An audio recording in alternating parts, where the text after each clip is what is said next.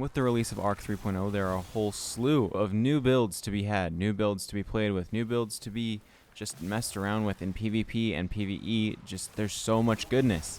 This right here, this build that I'm about to show you, is my new favorite Warlock build for just about any piece of content. I'm going to show you some gameplay footage right here. As you can see, this is an infinite melee build. You run around, you slide, you melee, you get them back. It's just this infinite cycle of crazy ability regen and receiving your abilities back super fast. Now you may be thinking, hey, wait a minute, you're just in a patrol area. This is super easy content. Like, why would I want to use this build? Because you're just killing low level ads. Well, here's some more gameplay. This is master level lost sectors. So some of the hardest content you can play in the entire game, and I'm still one-shotting red bars. So the potency of this build can take you all the way into master content.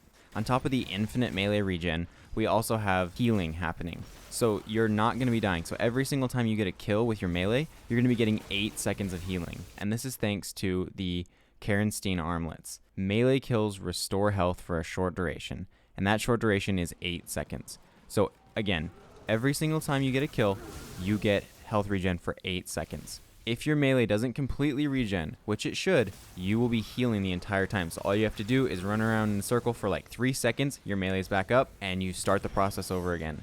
Melee, you got your health regen, run around, melee, you got your health regen. You're basically invincible with this build. So it's an infinite melee, infinite health build, and you're just slaying through everything in your path. Alright, now let's break it down piece by piece so you can understand exactly how it works and why it's functioning so amazing. First of all, let's break down the subclass. So we're going with the Arc 3.0 Stormcaller subclass.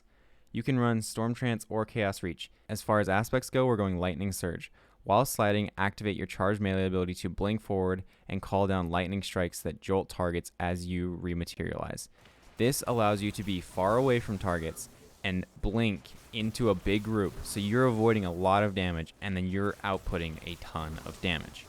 Then, the next aspect, Electrostatic Mind. Defeating targets with arc abilities or defeating jolted or blinded targets creates an ionic trace. These ionic traces are going to be key to getting your ability back. From there, we'll move on to our melee. We have the Chain Lightning. The base melee, we don't really care about.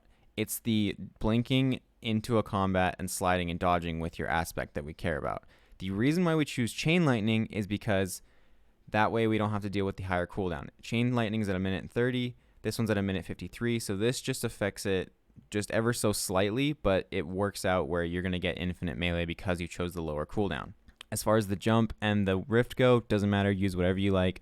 Alright, but let's move on down to our fragments. First of all, we want Spark of Resistance. While surrounded by combatants, you are more resistant to incoming damage. This whole build is about meleeing, so we're going to be up close and personal. So when you're surrounded by targets, you gain that increased resistance. It's perfect. Then we move on to Spark of Recharge. While critically wounded, your melee and grenade energy regenerate more quickly. So on the off chance that your melee hasn't recharged yet and you don't have the exotic ability procced, you're going to be using this right here. When you're critically wounded, you're going to be getting your melee ability back super fast. And this is going to allow you to melee and then get that health regen going again super fast.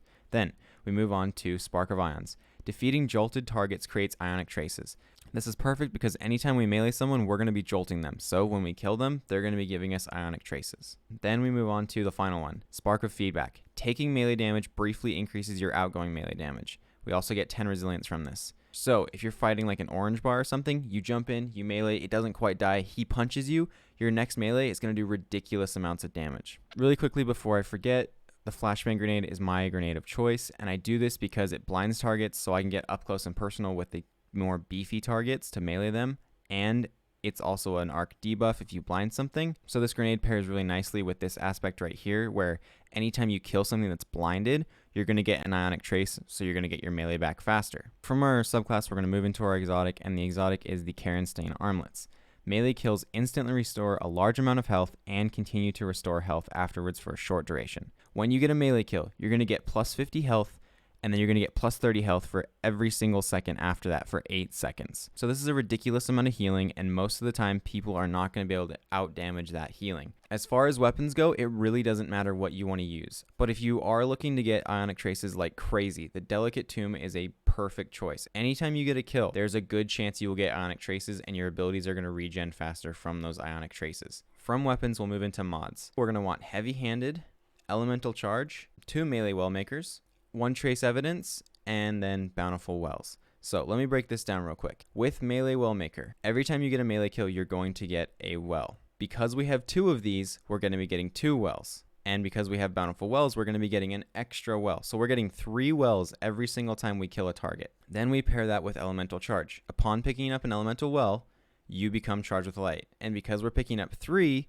we get Charged with Light twice. Now, that pairs nicely into Heavy Handed. While Charged with Light, you regain half of your melee energy when you use a charged melee ability, and this consumes 1 stack of Charged with Light. So with all these mods working nicely together, we get 3 wells from 1 kill. That's going to take our stacks of Charged with Light to 2, and then after we are Charged with Light, we do our melee attack, we get half of it back, and then those wells will regen it. It's just an infinite cycle of meleeing, regenning health, meleeing, regenning health.